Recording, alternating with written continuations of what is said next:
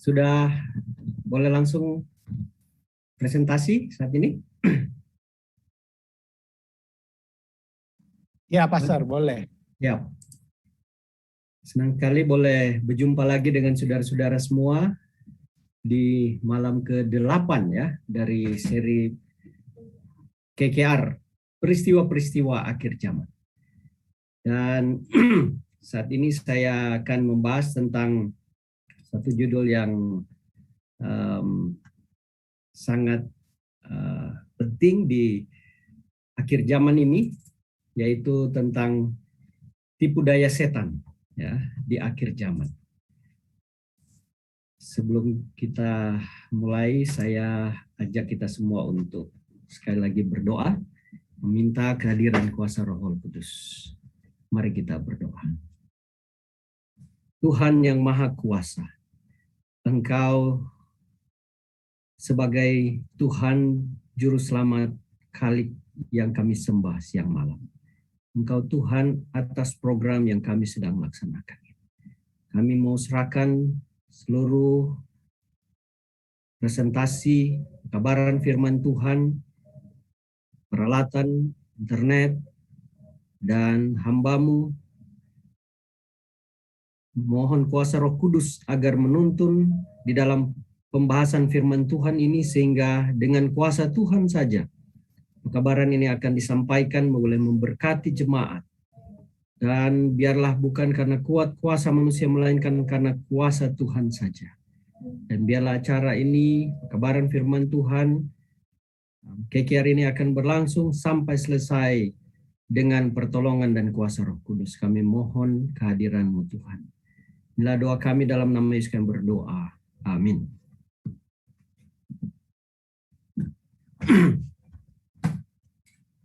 Sebentar, saya setting dulu. Semoga semua berjalan dengan baik. Ya. Apakah ada notes nampak di screen saudara-saudara? Hanya satu layar saja? Ya, satu layar saja, Pastor. Okay. Thank you. Baik, saudara-saudara. Di tahun 2019 ada pilihan presiden di Indonesia, dan itu sangat ramai karena ini adalah dua kandidat yang sangat kuat, pendukungnya juga sangat fanatis, dan ada satu peristiwa terjadi di tahun itu di mana ada seorang pendukung dari salah satu pasangan presiden. Dia mengaku menjadi mangsa, dipukul oleh orang yang tidak dikenal.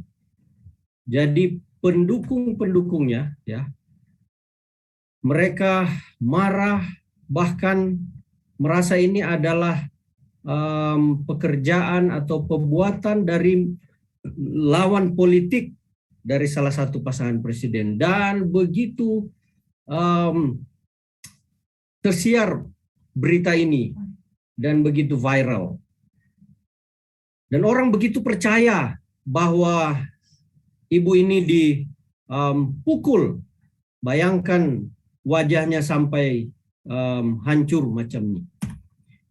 Kemudian orang mulai mengetahui bahwa sebenarnya dia bukan dipukul, tetapi dia baru dioperasi wajahnya.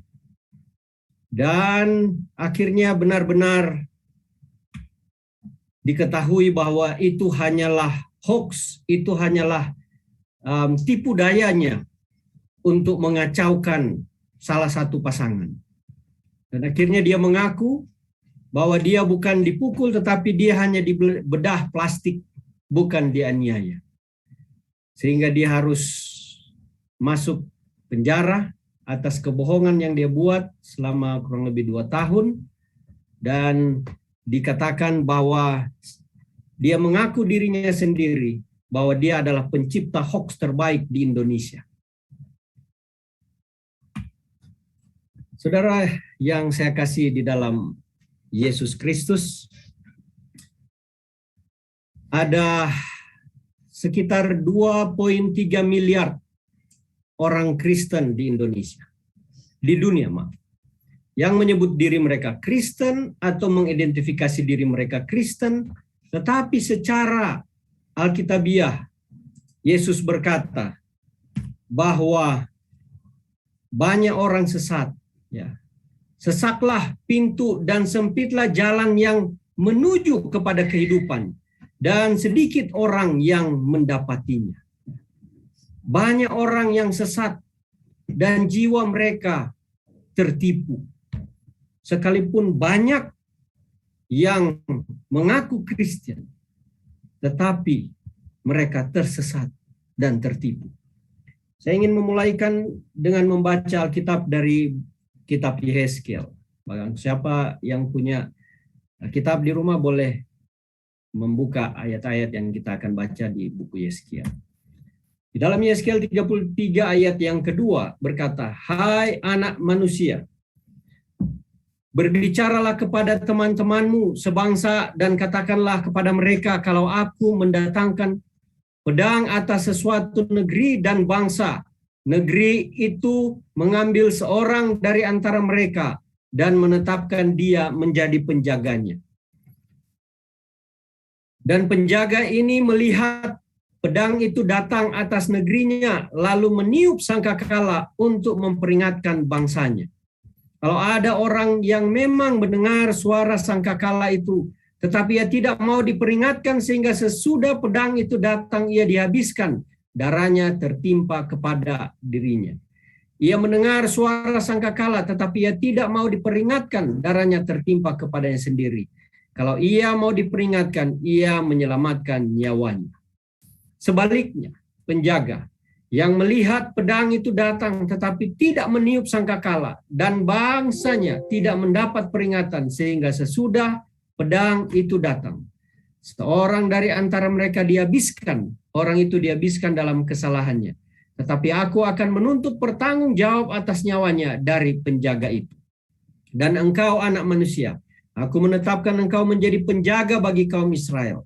Bila mana engkau mendengar suatu firman daripadaku, peringatkanlah mereka demi namaku. Kalau aku berfirman kepada orang jahat, hai orang jahat, engkau pasti mati, dan engkau tidak berkata apa-apa untuk memperingatkan orang jahat itu supaya bertobat dari hidupnya, orang jahat itu akan mati dalam kesalahannya. Tapi aku akan menuntut pertanggung jawab atas nyawanya daripadamu. Tetapi jikalau engkau memperingatkan orang jahat itu supaya bertobat dari hidupnya, tapi ia tidak mau bertobat, ia akan mati dalam kesalahannya. Tetapi engkau telah menyelamatkan nyawamu. Dan engkau anak manusia, katakanlah kepada kaum Israel, kamu berkata begini, pelanggaran kami dan dosa kami sudah bertanggung atas kami, dan karena itu kami hancur. Bagaimana kami dapat tetap hidup? 11, katakanlah kepada mereka, demi aku yang hidup, demikianlah firman Allah, aku tidak berkenan kepada kematian orang fasik, melainkan aku berkenan kepada pertobatan orang fasik itu dari kelakuannya supaya ia hidup. Bertobatlah dari hidupmu yang jahat. Itulah mengapakah kamu akan mati, hai kaum Israel. Saudara yang kekasih di dalam Yesus Kristus, pekabaran ini adalah pendeta mempunyai tanggung jawab kepada jemaat, bahwa pendeta kami menjadi pengawas di menara agar orang tahu bahwa ada musuh di luar sana yang akan menghancurkan kita, menghancurkan jemaat, dan kita harus lari kepada Yesus untuk mendapatkan perlindungan. Kita harus berbalik dari dosa-dosa kita. Jika kita tetap tinggal dalam dosa, maka kita akan mati, saudara akan mati. Dan dia memanggil bagian akhirnya. Dosa akan membinasakanmu. Bertobatlah dari hidupmu yang jahat itu. Mengapa kamu akan mati? Dalam bahasa Ibrani, untuk menekankan poin tertentu tidak menaikkan nada suara, tetapi mengulang-ulangi kata. Ya, di dalam Alkitab banyak kali kita temukan seperti itu. Ketika Allah berkata sungguh, ya. Nah, sekarang dia mau berkata, bertobatlah dari hidupmu yang jahat itu. Mengapakah kamu akan mati? Saudaraku yang kekasih dalam Yesus Kristus, salah satu dari pekabaran yang sangat penting yang Allah sampaikan melalui firman-Nya adalah kita harus sangat berhati-hati untuk tidak ditipu dalam bentuk kesalehan tanpa kuasa, bentuk agama tanpa kuasa. Ya, kita harus berhati-hati. Nah, ada banyak hal dalam Alkitab mungkin kita tidak pahami. Ya. Alkitab itu mempunyai halaman yang cukup besar, isi yang cukup banyak. Ya. Mungkin kita tidak akan setuju dengan mungkin saudara-saudara yang sedang menonton tidak akan setuju beberapa doktrin di dalamnya. Ya. Ada pelajaran-pelajaran tentang 7 trompet, 7 sangkakala, tentang binatang, perbedaan pandangan tentang 144.000 orang, yang lain mengaku mereka lah 144.000, tidak ada yang lain. Ya. Pandangan-pandangan yang berbeda. Baptisan, hari Sabat, tentang makanan, diet, haram halal, dan berbagai ajaran di dalamnya. Ya. Dan mungkin ada orang-orang juga yang akan ada di surga yang mungkin tidak memahami beberapa hal dari yang kita pahami. Tapi sesuatu yang Anda tidak boleh salah atau Anda akan kehilangan segalanya. Apa yang Anda tidak boleh salah adalah apa yang menjadi syarat untuk keselamatan kita. Itu yang kita harus ketahui. Apa yang menjadi syarat untuk keselamatan kita. Nah, ketika kita salah paham terhadap keselamatan adalah seperti orang yang naik perahu pergi ke Samudra Pasifik tanpa ada kompas di tengah hari. Dan berpikir dia akan menaikkan layar, kemudian dia bisa mencari jalan pulang di tengah-tengah samudra. Diombang-ombingkan, perahunya terputar-putar. Dan dia tidak tahu mau kemana. Saudara, Anda atau orang seperti ini bukanlah pemberani. Tetapi ini namanya bunuh diri. Karena Anda tidak tahu kemana arah jalan pulang Anda. Dan dari semua hal yang kita tidak pahami, satu hal yang perlu kita mengerti adalah apa yang Allah inginkan atau harapkan supaya kita selamat. Saat ini saya akan memberitahu kepada kita semua tentang apa tipu daya setan yang paling mematikan. Apa tipu daya setan yang dia lakukan khususnya di akhir ini. Yang mungkin saudara tidak sadari.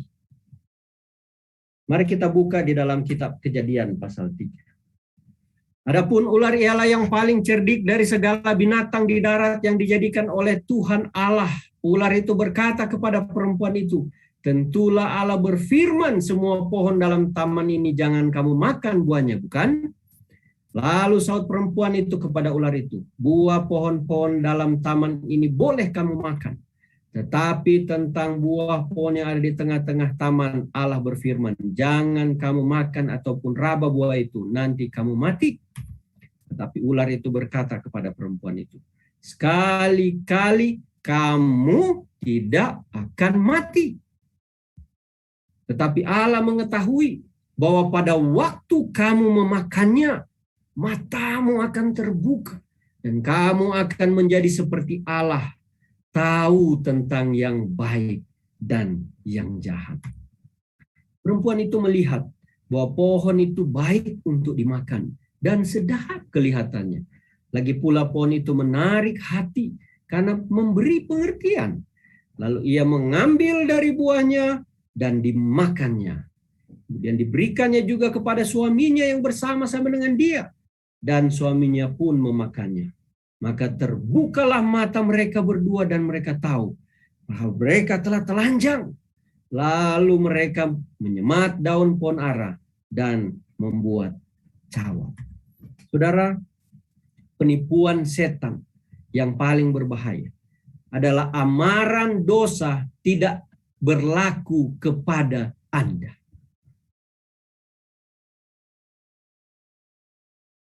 Bisikan setan mungkin berkata, Tuhan tidak benar-benar bermaksud sesuai dengan apa yang dia katakan. Saudara, ketika Anda berbuat dosa, apakah itu benar-benar memuaskan Anda?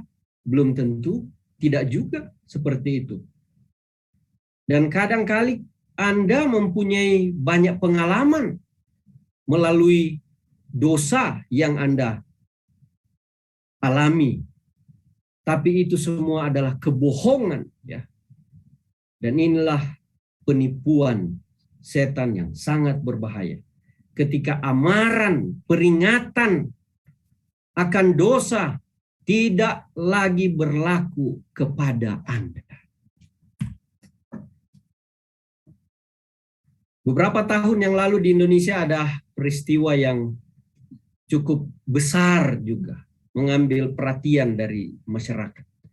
Karena ada yang disebut perusahaan First Travel yang memberangkatkan para calon haji pergi ke Mekah.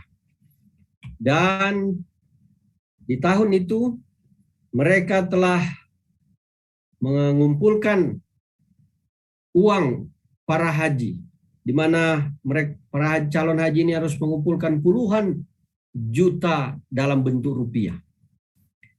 Dan mereka banyak kali menjual sawah, menjual rumah bahkan, atau menabung puluhan tahun. Ya, dari pekerjaan, ada yang bekerja hanya pekerja kasar, ya. Mereka harus menabung puluhan tahun supaya bisa pergi haji. Dan mereka menabung lewat travel ini. Ada 63.000 orang lebih calon jemaah umroh ke Tanah Suci yang telah lunas membayar ke tempat ini. Artinya banyak juga yang belum lunas. Saudara bayangkan berapa banyak orang yang tertipu. Dan kerugian karena ternyata orang pemilik First Travel ini tidak menggunakan uangnya untuk memberangkatkan haji. Mereka gunakan untuk memperkaya diri sendiri.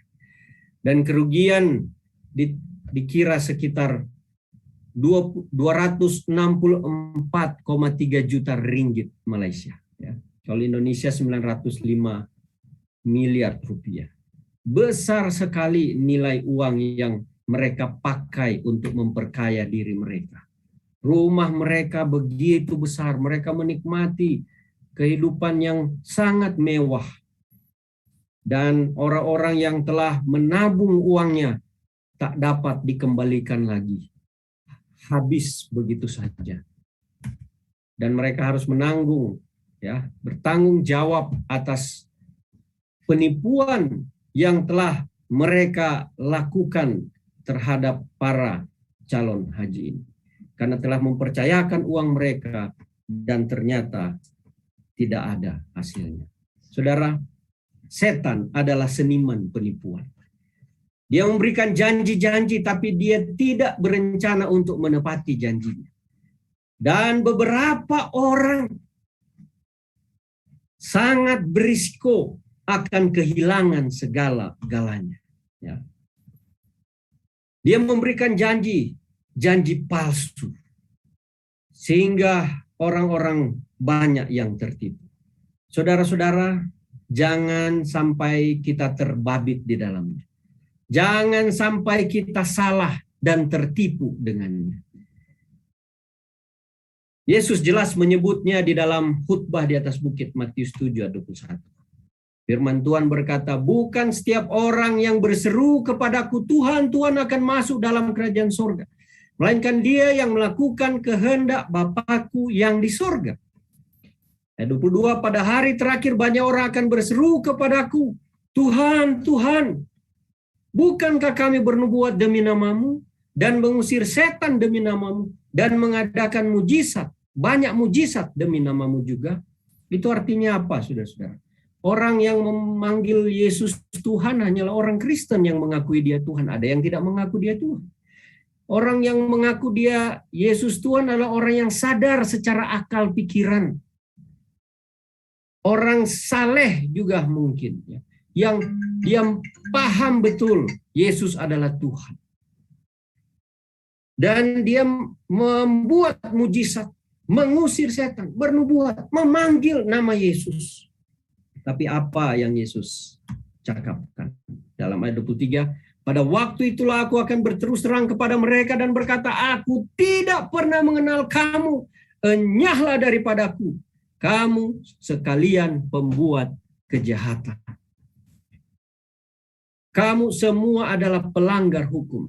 Kalau dalam bahasa Inggris agak berbeda ya. Di dalam kitab New American Standard Version dikatakan, and then I will declare to them, I never knew you, depart from me, you who practice lawlessness. Law adalah hukum, lawless artinya tidak menurut hukum ya.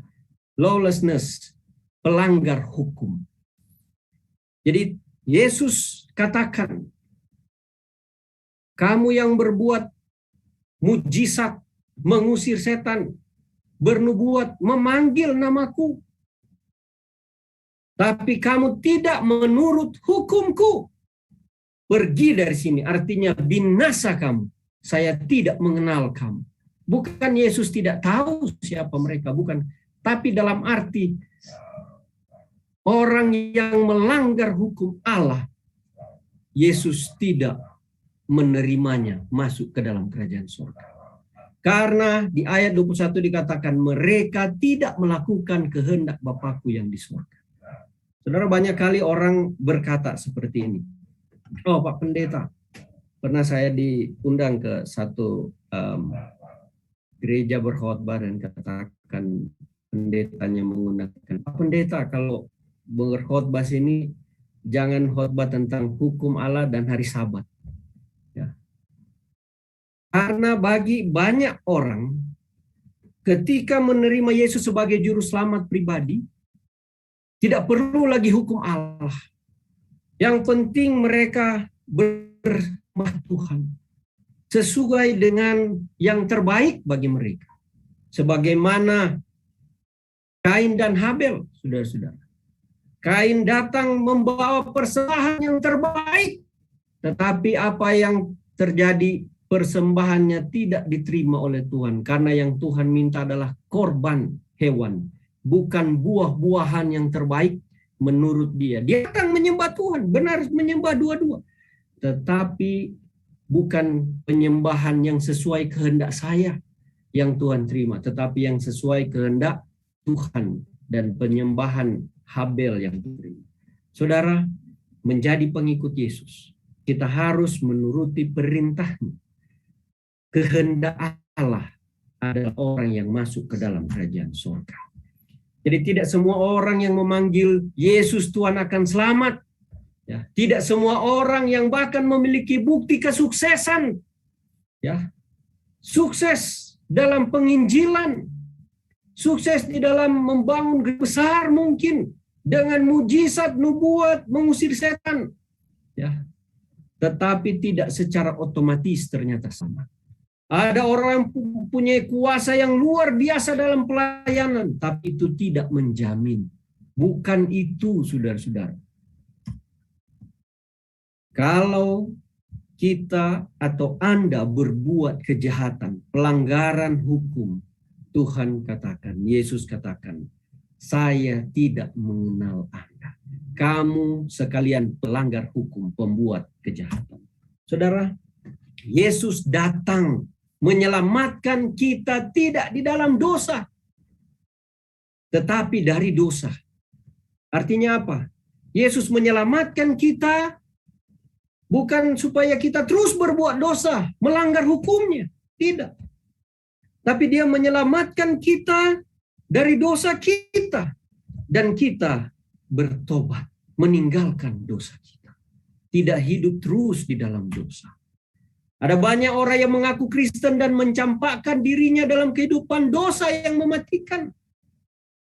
Karena mereka percaya yang penting terima Yesus. Tidak perlu menurut hukum, beribadah sesuai dengan yang saya mau. Tetapi disinilah dia campakkan dirinya dalam kehidupan dosa yang mematikan. Saudara, ada satu cerita di mana ada seorang yang terjatuh di dalam air dari perahu. Kemudian datanglah perahu untuk boat atau kapal menolong dia. Melemparkan pelampung dan tali supaya dia boleh berpegangan di pelampung situ. Dan pada waktu dia pakaikan pelampungnya dan perahu itu berjalan, menarik dia, perahu itu tidak melihat lagi ke belakang. Dia sudah berpegangan di pelampung itu, dia merasa bahwa dia sudah aman. Ternyata ada orang lain yang telah melepaskan tali yang mengikat pelampung dengan perahu, sehingga tali di perahu itu terlepas. Dan dia tidak lagi terikat ke perahu. Dia merasa dia sudah aman, selamat. Ternyata tidak, saudara-saudara. Demikianlah saudara dan saya. Kita berpikir kita sudah merasa selamat karena kita sudah menjadi orang Kristen. Tetapi kita tertipu, kita terlepas dari hubungan, dari peraturan, dari perintah Tuhan. Kita tidak mengikuti petunjuk Tuhan. Dan kita masuk ke dalam kubangan dosa, dalam lumpur dosa. Dan kita hidup terus di dalam sana. Saudara, jika Yesus berkata sedikit, itu berarti sedikit. Kalau dia bilang banyak, itu berarti banyak. Sedikit berarti minoritas, banyak berarti mayoritas. Yesus berkata banyak orang tadi akan datang kepadaku di hari terakhir. Di hari akhir banyak orang akan datang. Jadi saudara-saudara, apakah minoritas atau mayoritas yang akan ditipu dan berpikir bahwa mereka selamat atau tidak? Bagaimana saudara yakin dan tahu bahwa saudara bukan dari salah seorang, dari salah satu grup itu yang tertipu?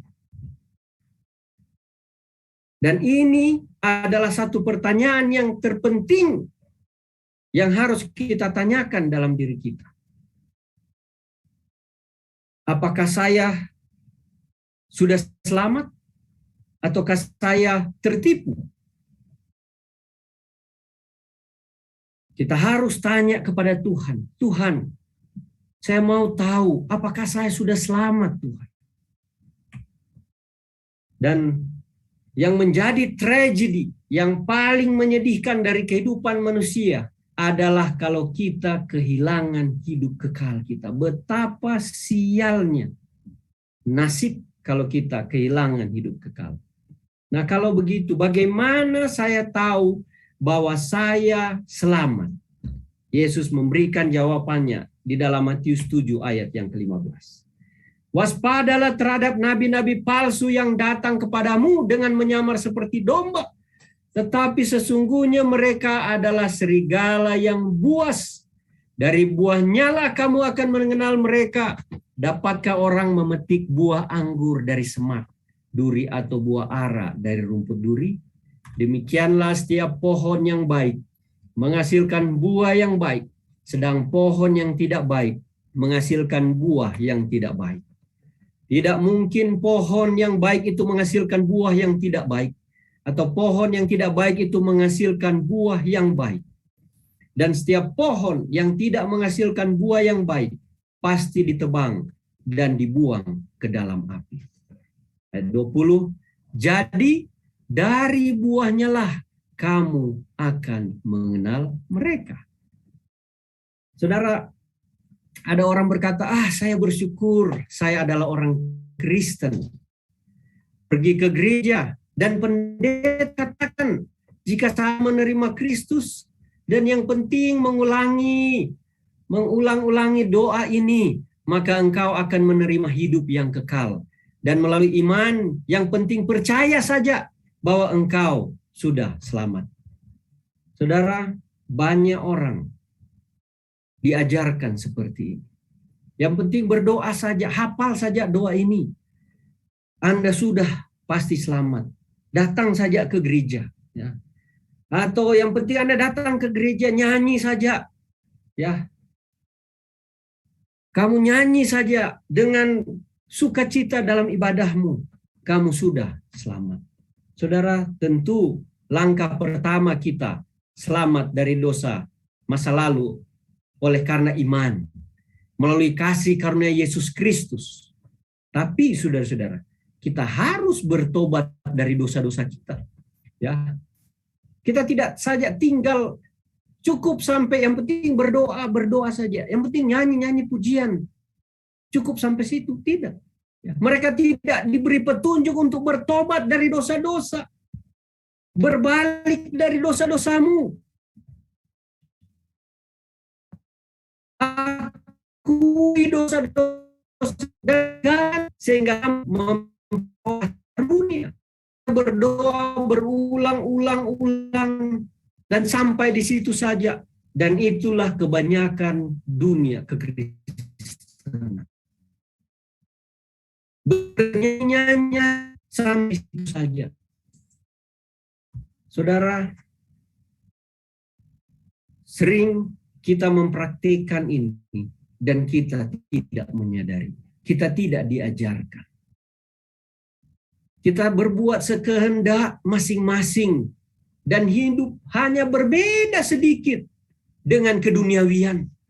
Karena kita tidak diajar bagaimana hidup seharusnya dengan Tuhan. Menurut perintah Tuhan. Yang penting baik-baik saja, kamu pasti selamat. Ya. Tetapi apakah kamu telah bertobat dari dosamu-dosamu? Berbalik dari dosa-dosamu? Sudah mengaku dosa-dosamu dan tinggalkan itu? Apakah Anda seorang yang lahir baru? Apakah Anda ciptaan baru? Apakah Anda berbalik dari yang jahat dan berbuat apa yang benar di hadapan Tuhan? Kuncinya adalah jika Anda berbuat dosa, apakah Anda menyesali dosa Anda?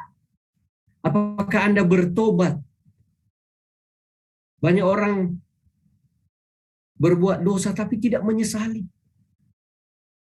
Saudara, Anda harus bertobat. Memang orang Kristen pasti ada berbuat dosa. Tetapi harus bertobat, harus bertumbuh di dalam Tuhan. Jika kita baik dan kita makan pakai tangan dan kita kotor, ya, mulut kita, rambut kita kotor, itu tidak masalah. Tapi kalau sudah berusia 25 tahun dan kita masih makan kotor seperti bayi, ini berarti ada yang salah. Harus pergi menghadap dokter. Ya. Karena pasti ada yang salah dengan cara hidupnya. Berarti dia tidak bertumbuh. Usianya bertumbuh, badannya bertumbuh. Tetapi apa? Pikirannya tidak bertumbuh. Ada yang salah. Jadi ada orang Kristen yang ke gereja mungkin sepanjang umur mereka. Lahir Kristen. Tapi tidak bertumbuh. Dan kita bertanya, apakah mereka sungguh-sungguh telah selamat? Tuhan melihat pada buah kita. Kita juga melihat pada buah kita. Yohanes 15 ayat 1 dan 2. Akulah pokok anggur yang benar dan Bapakulah pengusahanya. Setiap ranting padaku yang tidak berbuah dipotongnya dan setiap ranting yang berbuah dibersihkannya supaya ia lebih banyak berbuah. 1 Korintus 11 ayat 28. Karena itu hendaklah tiap-tiap orang menguji dirinya sendiri. Tuhan melihat buah. Kita juga melihat buah kita. Uji diri kita. Di dalam Matius 5:19 berkata, karena itu siapa yang meniadakan salah satu perintah hukum Taurat, sekalipun yang paling kecil, dan mengajarkannya demikian kepada orang lain, ia akan menduduki tempat yang paling rendah di dalam kerajaan surga. Banyak ajaran Kristen mengatakan yang penting percaya. Tidak perlu menurut hukum lagi, sudah mendapat kasih karunia, tidak perlu lagi. Pendeta tak payah lagi khotbah tentang hukum Allah karena kita sudah diselamatkan. Tapi saudara-saudara, Yesus mengajarkan bahwa siapa yang meniadakan salah satu dari hukum Taurat, sekalipun yang paling kecil, kemudian mengajarkan kepada orang lain, dia akan mendapati tempatnya paling rendah, artinya dia tidak diselamatkan. Tetapi siapa yang melakukan dan mengajarkan, amin, ternyata orang yang melakukan dan mengajarkan, dikatakan segala perintah-perintah hukum Taurat, ia akan menduduki tempat yang tinggi di dalam kerajaan surga. Amin. Kita dapati dua perintah Tuhan. Matius 7:21 sampai 23. Tuhan katakan bahwa orang yang menyebut nama Tuhan, yang melakukan kehendak Tuhan, yang akan masuk dalam surga. Yang melakukan hukum Allah. Kemudian saat ini dikatakan yang melakukan dan mengajarkan perintah hukum Allah, mereka lah yang akan masuk ke dalam kerajaan surga. Tidak ada dalam ajaran Kristen yang mengatakan yang penting sudah terima Yesus, percaya saja, berdoa saja,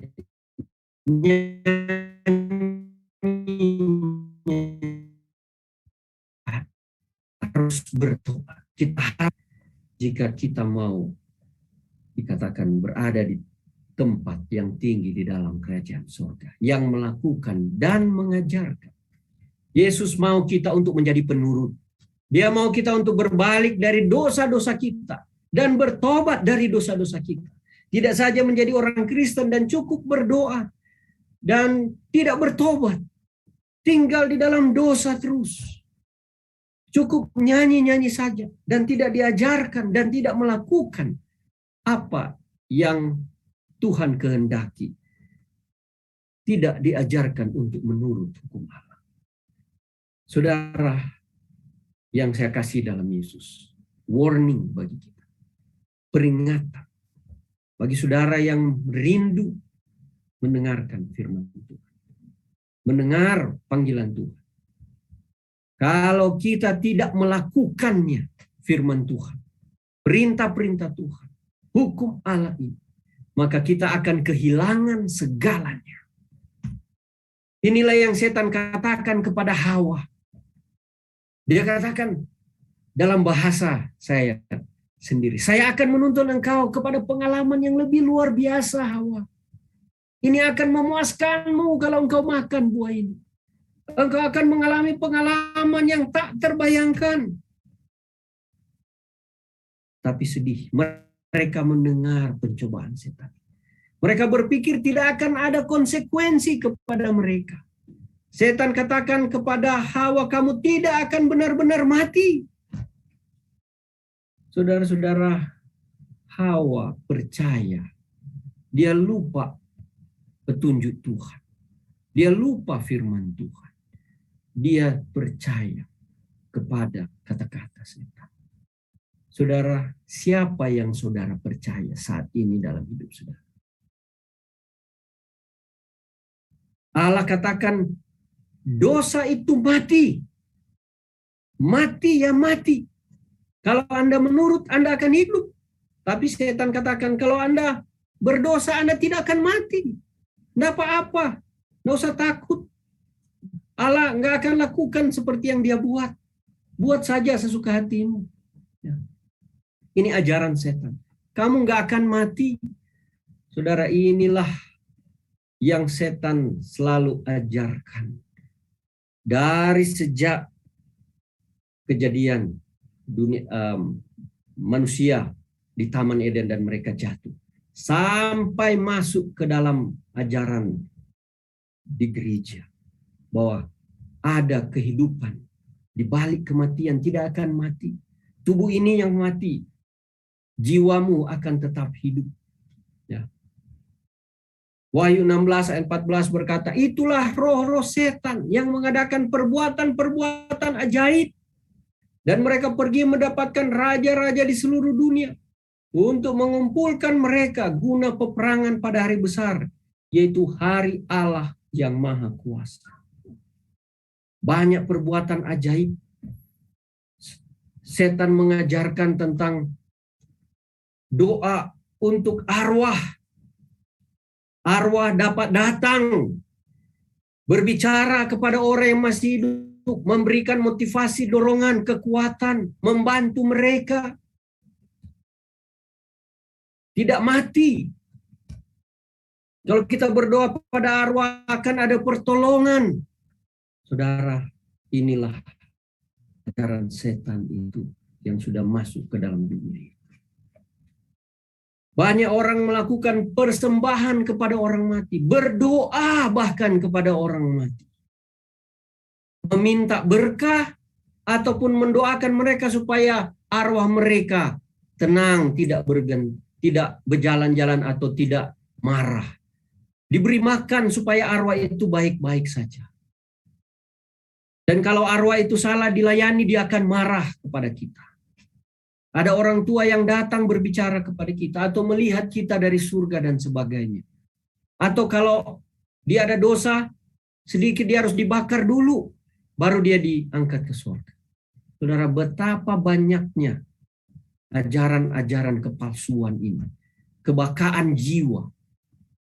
Dan ini dapat menimbulkan penipuan yang luar biasa. Dan itulah cita-cita setan untuk menipu kita juga. Dia telah tipu Hawa dan dia juga ingin menipu kita saat ini untuk tidak percaya kepada Tuhan, tetapi lebih percaya ajaran manusia, ajaran gereja. Apa Alkitab ajarkan? Wahyu 14 ayat 13. Berbahagialah orang yang mati dalam Tuhan sejak sekarang ini. Sungguh kata Roh, supaya mereka boleh beristirahat dari jerih lelah mereka. Karena segala perbuatan mereka menyertai mereka. Orang mati beristirahat. Ya. Mereka tidak tahu lagi apa-apa. Nanti pada waktu Tuhan datang, trompet Allah berbunyi, Tuhan akan bangkitkan mereka. 1 Tesalonika 4 mulai dari ayat 15, 16 dan seterusnya. Saudara, di dalam Alkitab ada 33 kali disebutkan bahwa orang mati itu tidur. Artinya tidur nyenyak, tidur nyamai. Ya. Tidak sadar, tidak tahu, dan mereka tidak ada lagi pengetahuan apa-apa. Mereka tidak memuji Tuhan. Tapi setan mengajarkan berbeda. Dan banyak orang percaya. Bahkan ada orang katakan, ya, ibu saya sudah mati dan sekarang senang dia sudah ada di pangkuan Bapa di surga. Sudah ada di sisi Allah. Sudah ada di sana. Bahkan orang-orang Kristen yang lahir di Kristen, yang mungkin dianggap pelajar Alkitab, tetapi masih percaya dengan ajaran-ajaran seperti itu. Dan setan bisa menggunakan kepercayaan saudara dengan tipu muslihatnya. Saudara, Yohanes 3:16 berkata, karena begitu besar kasih Allah akan dunia sehingga ia telah mengaruniakan anaknya yang tunggal, supaya barang siapa yang percaya kepadanya tidak binasa melainkan beroleh hidup yang kekal. Hanya ada dua pilihan, kita hidup atau binasa. Allah mengatakan kepada kita untuk berbalik dari dosa-dosa kita, maka kita akan hidup. Allah memberikan kepada kita apa yang kita butuhkan untuk hidup. Saudara-saudara, kalau kita bertobat, ada paket Allah, kuasa dari surga, ya, memberikan kepada kita kuasa untuk hidup. Malaikat, kuasa Roh Kudus akan menuntun kita.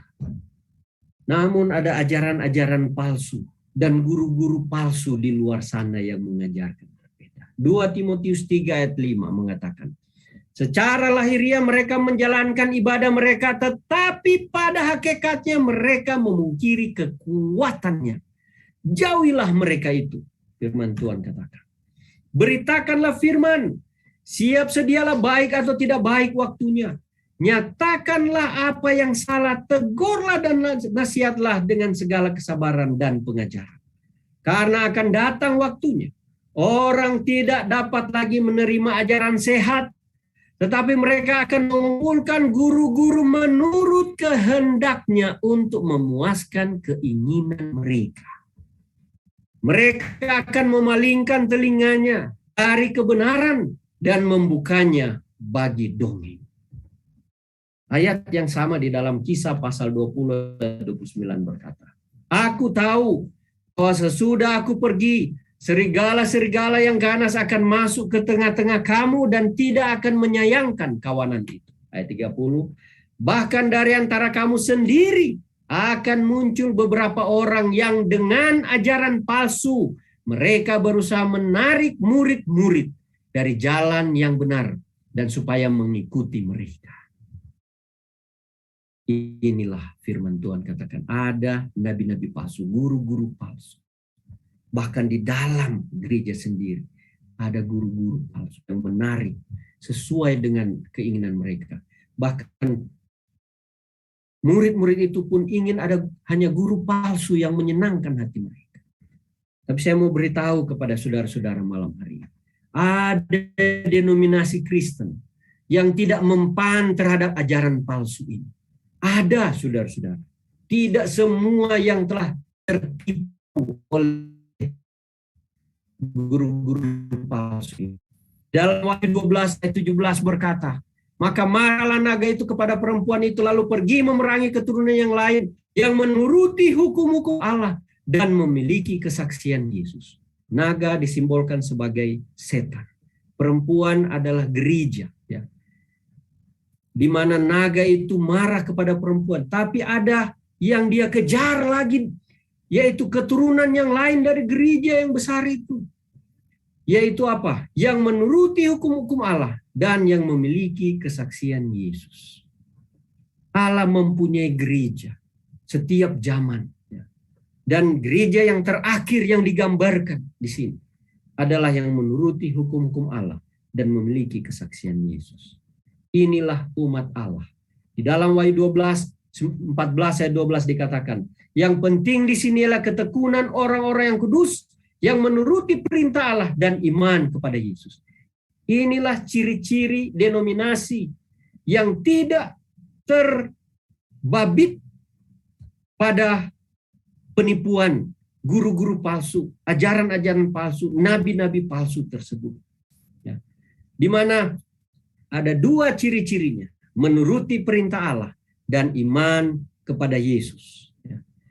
Yaitu di dalam hidup mereka, umat Allah ini, mereka loyalitas. Mereka menurut kepada Allah, perintahnya, termasuk penurutan pada hari Sabat Alkitab. Ya. Di mana umat Allah ini mereka menyembah pencipta pada hari Sabat. Mereka meninggikan hukum Allah sebagaimana Allah perintahkan. Yaitu di dalamnya ada hari Sabat, hari yang ketujuh. Di mana Allah telah pisahkan pada waktu dia menciptakan dunia ini. Inilah denominasi Kristen yang tidak tertipu dengan ajaran dari kepalsuan itu, ajaran-ajaran sesat itu.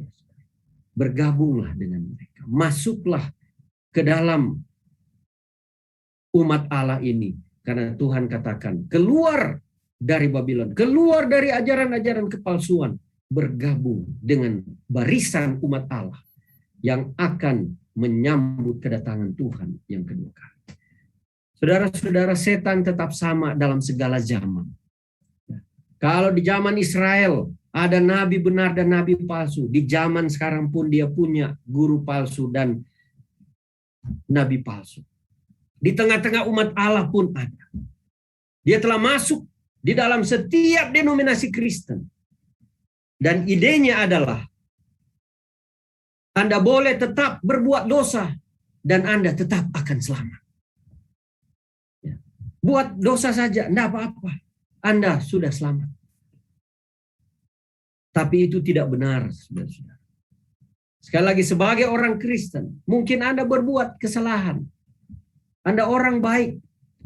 Tetapi jika Anda terperangkap dari dosa, jika Anda tidak menyesali dosa-dosa Anda, maka Anda tidak selamat. Karena dosa telah membunuh Yesus. Jika Anda pikir bahwa dosa itu tidaklah masalah, sebagaimana yang diajarkan oleh guru-guru palsu itu, saudara lihat apa yang dosa itu telah buat kepada siapa? Kepada Yesus. Sehingga Yesus mati karena dosa itu. Dan inilah kerinduan Yesus, kita bertobat. Yesus mau kita menjadi ciptaan yang baru. Mari kita baca di dalam Yesaya 30 ayat 9. Sebab mereka itu suatu bangsa pemberontak, anak-anak yang suka bohong, anak-anak yang enggan mendengar akan pengajaran Tuhan.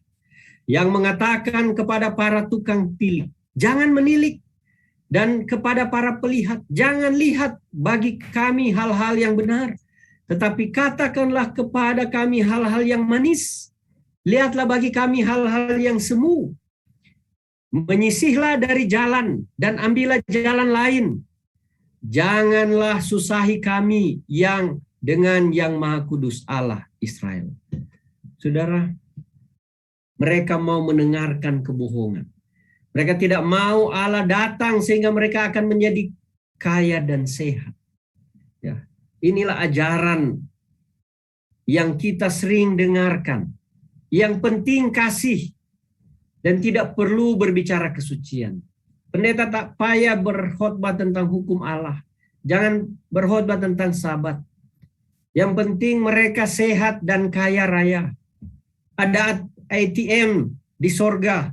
Dan katakan apa saja maumu saudara-saudara, maka saudara akan dapat. Anda akan makmur. Ya. Hidup saja, berdoa saja, dan nyanyi-nyanyi saja. Anda akan makmur. Inilah yang orang suka dengarkan dan inilah orang suka hidupkan dan diajar-ajarkan. Ya. Alkitab mengajarkan tentang bergumul terhadap dosa. Kita harus menyangkal diri kita. Lukas 9 ayat 23. Katanya kepada mereka semua, setiap orang yang mau mengikut aku, ia harus menyangkal dirinya, memikul salibnya setiap hari dan mengikut aku. Ada orang mengatakan tidak perlu kita ikut menurut pada hukum Allah. Yang penting senang, yang penting kamu makmur. Tetapi Alkitab mengajarkan kita bergumul terhadap dosa. Kita harus menyangkal diri kita. Banyak orang mau keselamatan dari Yesus sebagai Mesias, tetapi tidak mau menuruti dia sebagai raja bagi dirinya dalam hidup mereka. Ada mungkin orang berkata, apa pendeta mengajarkan keselamatan oleh perbuatan? Bukan. Kita tidak mengajarkan seperti Alkitab tidak mengajarkan seperti itu. Alkitab mengajarkan selamat oleh kasih karunia Yesus Kristus. Tapi Yesus mengajarkan juga, jika engkau mengasihi aku, Yohanes 14 ayat 15, turutilah perintah-perintahku. Ayat-ayat membuktikan bahwa perintah Tuhan itu tidak pernah ditiadakan. Kita harus menurut. Bahkan Lukas 9:23, orang harus mengikuti aku, harus menyangkal dirinya. Tidak dijamin dia harus menjadi kaya raya sebagai pengikut Yesus. Tidak, dia menyangkal dirinya. Dia harus bergumul dengan dosa-dosa yang masih ada di dalam dirinya. Karena di dalam 1 Yohanes 3 ayat 4 berkata bahwa dosa adalah pelanggaran hukum Allah. Jadi kalau berbicara dosa, itu berarti melanggar hukum Allah. Itu artinya hukum Allah masih berlaku. Karena kalau tidak ada hukum Allah, tidak ada dosa. Itulah sebabnya Yesus katakan, kita harus menyangkal diri. Karena ada dosa dalam hidup kita. Kita harus bergumul. Datang kepada Tuhan. Bertobat. Tinggalkan dosa kita. Minta kuasa Tuhan untuk memberikan kepada kita kemenangan.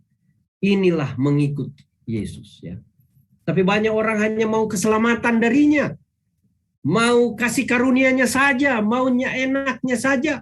Tetapi ketika Yesus katakan, turutilah perintahku, oh tunggu Tuhan. Tidak perlu menurut, kan sudah selamat. Kita mau keselamatan, tapi kita tidak terima dia sebagai raja yang memerintah dalam hidup kita. Saudara, Banyak orang tidak mau dia ingatkan apa yang mereka harus lakukan. Mereka hanya mau diselamatkan dari dosa mereka, tapi tidak mau selamat dari kuasa dosa dari hidup mereka.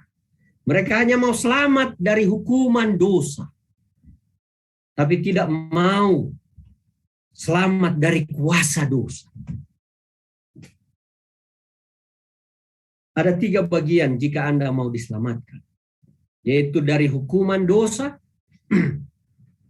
ya, yang semua orang mau selamat. Saya tak mau dihukum. Saya takut dihukum. Saya takut masuk neraka. Saya mau selamat, Yesus. Tapi banyak orang tidak mau selamat dari kuasa dosa dan dari hadirnya dosa. Mereka tetap mau berada di dalam dosa, tetap mau menikmati dosa dunia ini. Jangan tegur-tegur dosa kami, pastor. Biarkanlah kami tenang menjadi orang Kristen. Jangan tegur dosa kami, Pak Ketua Jemaat, Pak Pendeta, Ketua Diakon. Jangan tegur-tegur, jangan ingatkan, jangan khotbahkan dosa kami di mimbar. Banyak orang hanya mau selamat dari hukuman dosa, tetapi tidak mau selamat dari kuasa dosa, dari penyangkalan diri, dari pergumulan, menang, dan meninggalkan dosa-dosa. Banyak orang menyerah dari kuasa dan tinggal tetap di dalam dosa, tetapi mau terlepas dari kematian, dari hukuman. Bagaimana dengan orang yang percaya? Seharusnya. Kisah 16 ayat 30. Tuan-tuan, apakah yang harus aku perbuat supaya aku selamat? Inilah kata-kata dari seorang penjaga penjara yang dia telah menerima ajaran daripada Paulus, daripada Petrus. Dan apa yang dia katakan? Jawab mereka, percayalah kepada Tuhan Yesus Kristus dan engkau akan selamat. Apa yang pada umumnya orang pikirkan jika mereka mendengar kata percaya? Ya, Yesus adalah anak Allah. Betul, dia mati untuk dosa kita. Saya percaya itu. Tapi apakah itu artinya saya selamat? Tidak seperti yang Yesus atau Paulus dan cara orang Ibrani memahaminya. Yang penting percaya dia Allah. Kita percaya Yesus mati di dalam dosa, ya, dan sudah selamat. Bukan begitu, ya. Di dalam Lukas 9 ayat 23 berkata, setiap orang yang mau mengikuti aku, ia harus menyangkal dirinya, memikul salibnya setiap hari dan mengikut aku. Percaya artinya percaya apa yang dikatakannya. Percaya apa yang dikatakan Yesus. Yang dikatakan Yesus adalah berbalik dari dosamu dan bertobat dari dosa-dosamu. Apa yang Matius 28 ayat 19 dan 20 katakan? Karena itu pergilah jadikanlah semua bangsa muridku dan baptislah mereka dalam nama Bapa, Anak dan Roh Kudus. Apa selanjutnya? Dan ajarlah mereka melakukan segala sesuatu yang telah kuperintahkan kepadamu. Yesus tidak katakan pergi, baptislah orang, suruh mereka berdoa saja, hafal doanya berulang-ulang dan nyanyi berulang-ulang. Sudah cukup. Tidak. Yesus katakan ajar apa yang aku ajarkan di dalam Alkitab. Dan apa? Lakukan segala sesuatu yang kuperintahkan. Ya. Belajar firman Tuhan. Apa hukum Allah? Apa perintah Tuhan? Lakukan. Ya. Di dalam Yakobus 2:19 berkata, engkau percaya bahwa hanya ada satu Allah saja, itu baik. Tapi setan-setan pun juga percaya akan hal itu dan mereka gemetar. Saudara, kalau hanya percaya kepada Yesus sebagai Tuhan, setan juga percaya. Bahkan dia lebih percaya kuasa Tuhan daripada siapa? Daripada kita. Karena kita hanya percaya dia juru selamat supaya kita tidak mati dari hukuman. Tapi kita tidak percaya pada kuasanya yang menyelamatkan kita dari dosa dan menolong kita meninggalkan dosa kita, berbalik dari dosa, bertobat dari dosa. Di dalam Lukas 4 ayat 33. Ya, dikatakan di dalam rumah ibadat itu ada seorang yang kerasukan setan dan ia berteriak dengan suara keras, "Hai engkau Yesus orang Nazaret, apa urusanmu dengan kami? Engkau datang hendak akan kami? Aku tahu siapa engkau, yang kudus dari Allah."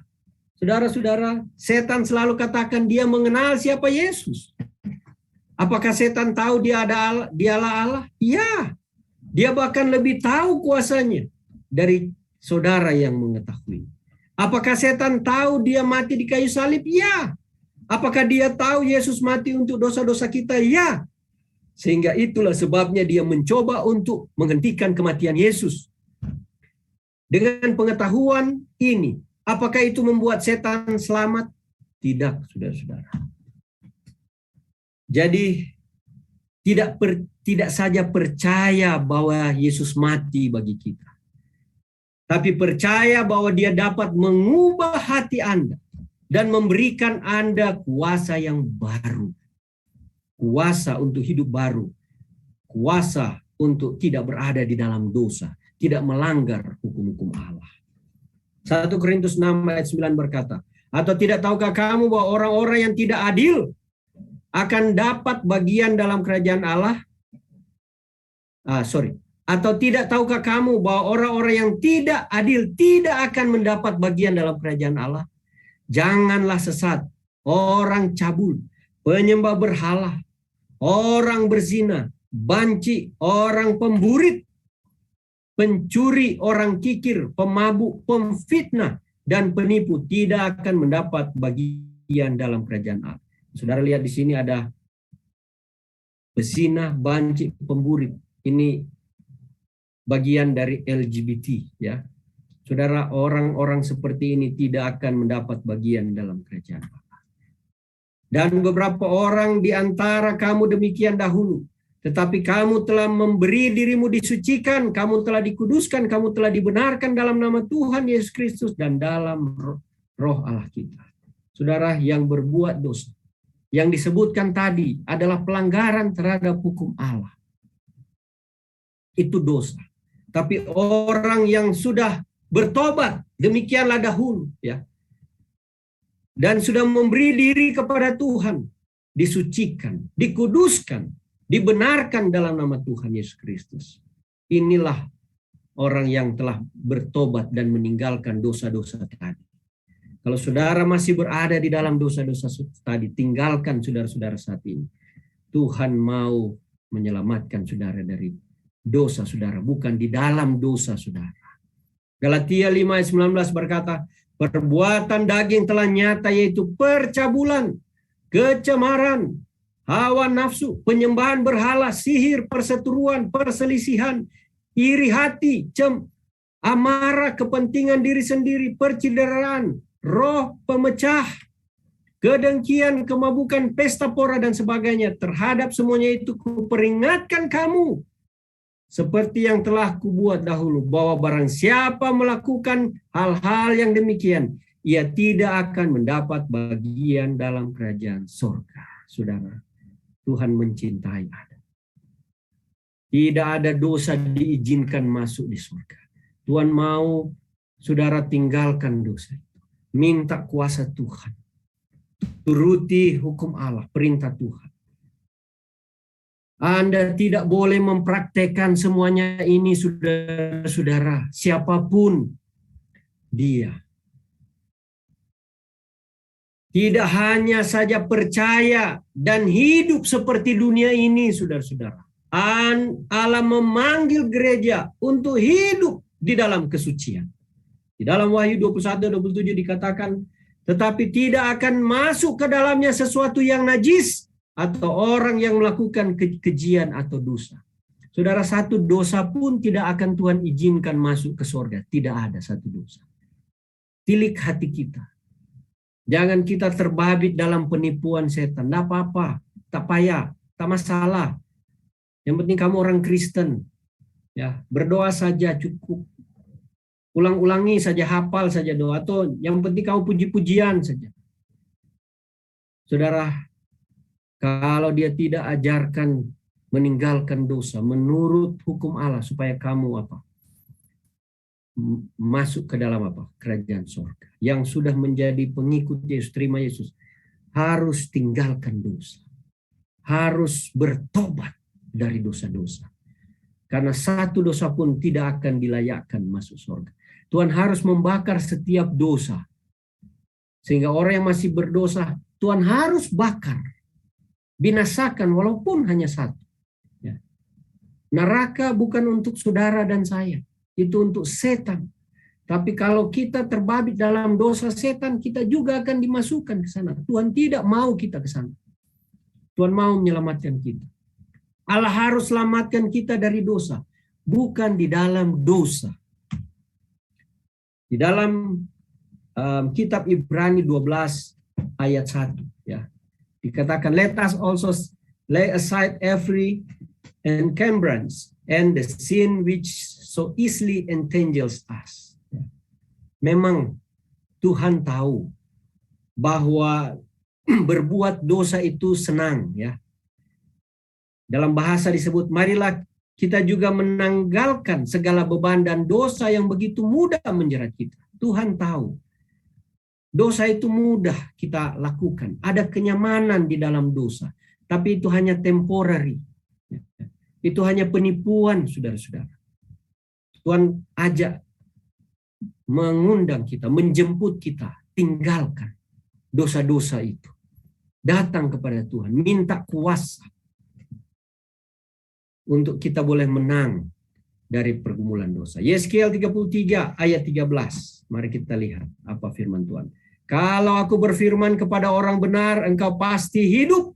Tetapi ia mengandalkan kebenarannya dan ia berbuat curang. Segala perbuatan-perbuatan kebenarannya tidak akan diperhitungkan dan dia harus mati dalam kecurangan yang diperbuatnya. Kalau aku berfirman pada orang jahat, engkau pasti mati, tetapi ia bertobat dari dosanya serta melakukan keadilan dan kebenaran. Orang jahat itu mengembalikan gadaian orang. Ia membayar ganti rampasannya. Menuruti peraturan-peraturan yang memberi hidup. Sehingga tidak berbuat curang lagi. Ia pasti hidup. Ia tidak akan mati lagi. Oh, good news saudara-saudara. Ini adalah peringatan kepada kita. Kalau kita mau bertobat, kita dalam dosa. Tapi Tuhan peringatkan kepada kita dan kita bertobat. Kita tinggalkan dosa-dosa. Kita berbuat jahat kepada orang lain dan kita menyelesaikan dosa kita. Dan kita berbalik kepada Tuhan. Maka Tuhan mengampuni dosa kita dan memberikan kita hidup. Ya, kita tidak akan binasa. Ya. Saya bagi contoh kepada saudara-saudara. Jika kita meminjam pinggan dari jiran kita, ya. Ini bahasa Malaysia, pinggan bahasa Indonesia adalah piring, ya. Dan kita menggunakan pinggan kita di rumah kita. Kemudian jiran kita ini pindah rumah cukup lama, bertahun-tahun. Mungkin berapa blok dari rumah kita. Dan kemudian saudara datang kepada Yesus. Dan setiap kali saudara makan dari pinggan itu, Roh Kudus berbisik mengingatkan kita, mengingatkan Anda bahwa pinggan ini adalah pinggan pinjaman, tapi Anda lihat, waduh, pinggan ini bagus. Berat rasanya untuk dikembalikan. Tapi Anda pinjam sudah 2 tahun, saudara-saudara. Itu namanya mencuri, bukan lagi meminjam. Kemudian Anda berkata, saya mau pergi ke sorga. Tapi Yesus katakan kepada Anda harus mengembalikan pinggan jiranmu itu. Kemudian Anda katakan, Tuhan, tentu Anda tidak akan menolak saya hanya karena pinggan ini yang satu buah ini saja, kan Tuhan? Saya mau masuk sorga, Tuhan. Masa hanya pinggan satu saja ini saya tidak diizinkan masuk sorga? Tuhan just kidding with me. Tapi Yesus katakan, tidak dapat. Karena hatimu tidak benar. Karena Anda masih berbuat curang. Anda tidak jujur, saudara, Anda akan pergi ke neraka hanya karena pinggan satu saja. Mungkin Anda mengambil pensil orang, ballpoint orang, atau uang orang walaupun sedikit, pura-pura lupa. Itu artinya Anda mencuri. Walaupun satu ballpoint, satu pinggan, itu sama dengan Anda mencuri jutaan ringgit. Sama dengan tadi orang menipu jutaan ringgit, sama. Di hadapan Tuhan dosa kecil, dosa besar sama. Saudara, kalau kita datang kepada Yesus, kita harus bersihkan semua masalah kita. Kita harus mempunyai hati yang bersih. Kalau ada yang kita tipu, kita harus kembalikan. Kalau ada yang kita pinjam, kita harus kembalikan.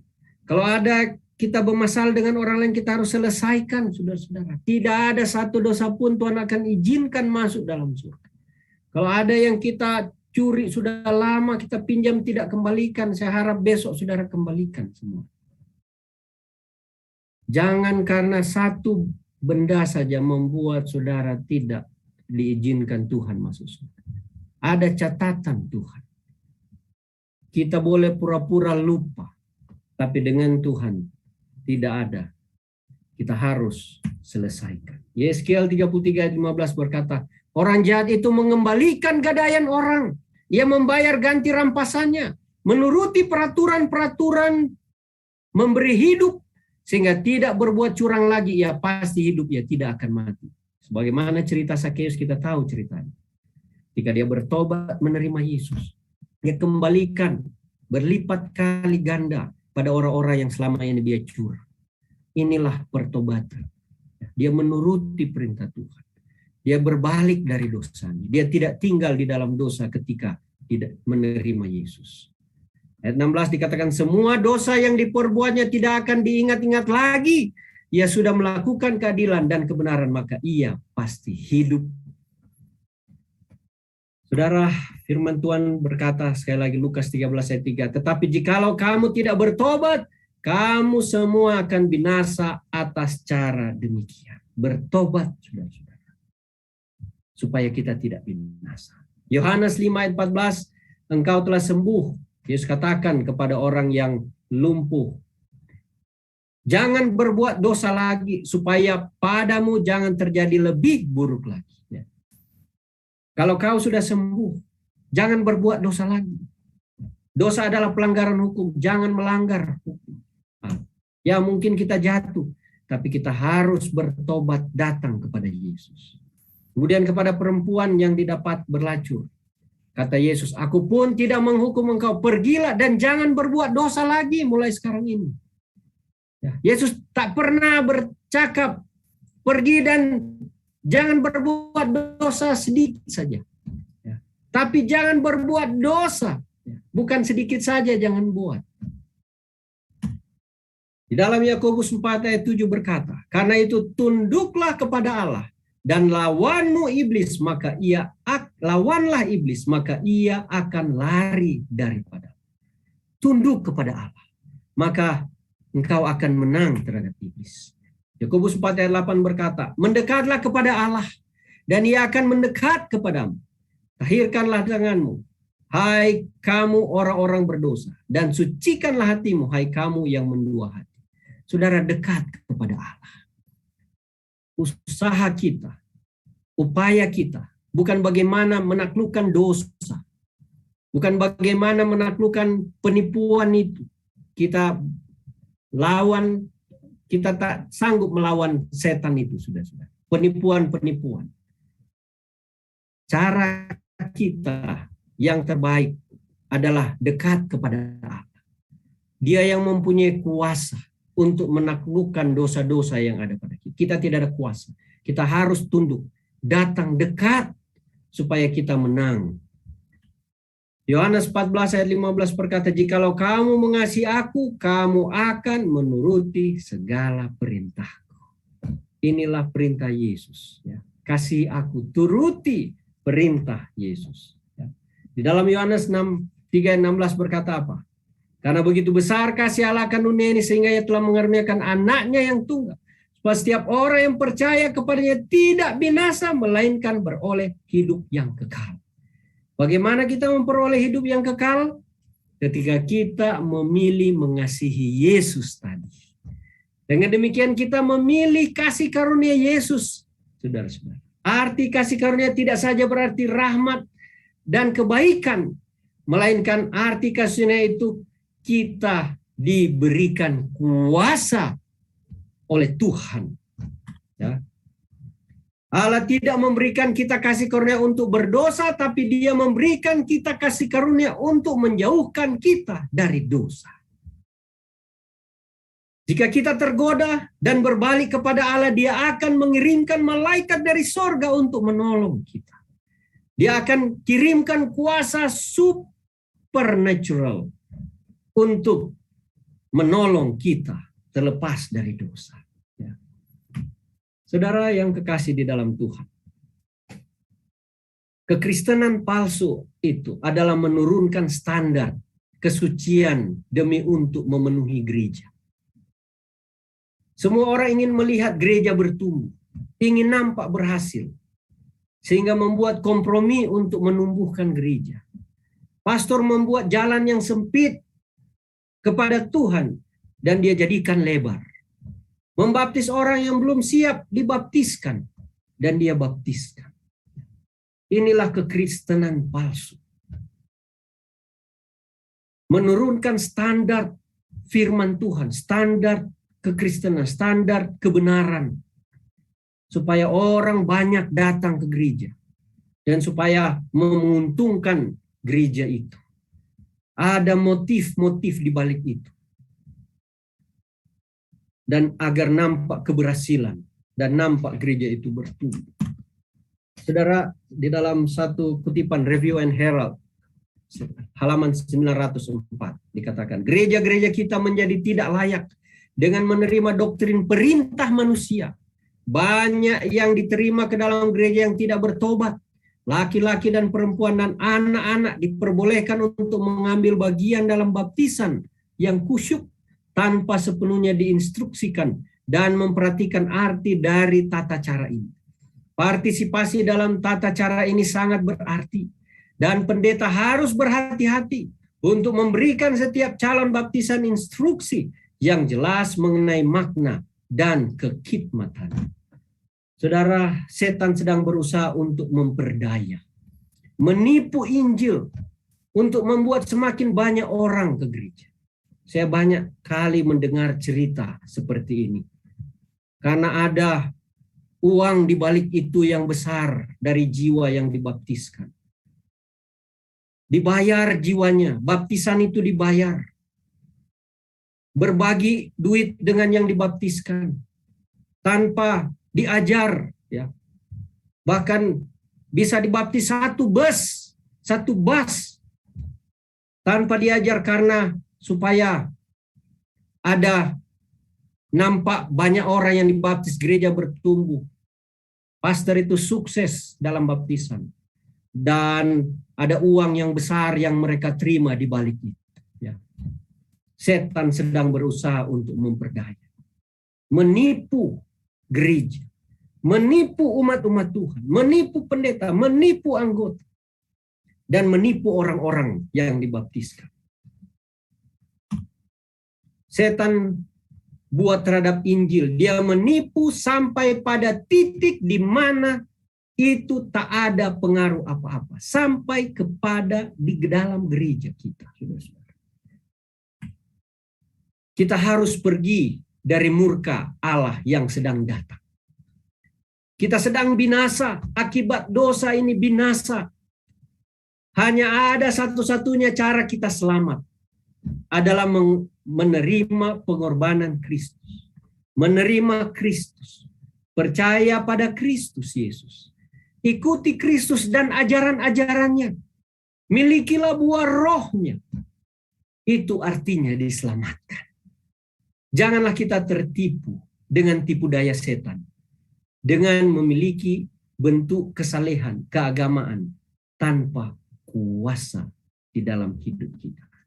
Kiranya pelajaran hari ini akan memberkati kita saudara-saudara, sehingga kita tidak jatuh ke dalam penipuan setan yang sangat licik di hari-hari terakhir ini, di dalam setiap zaman, di dalam setiap tempat, dalam setiap denominasi. Kiranya Tuhan memberkati kita semua.